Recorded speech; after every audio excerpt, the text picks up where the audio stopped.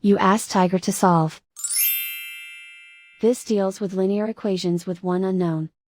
The final result is x equals 9. Let's solve it step by step. Group all x terms on the left side of the equation. Subtract x from both sides. Group like terms. Simplify the arithmetic.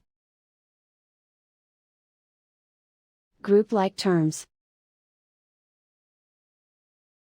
Simplify the arithmetic.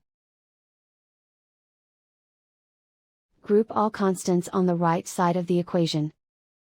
Add 5 to both sides. Simplify the arithmetic.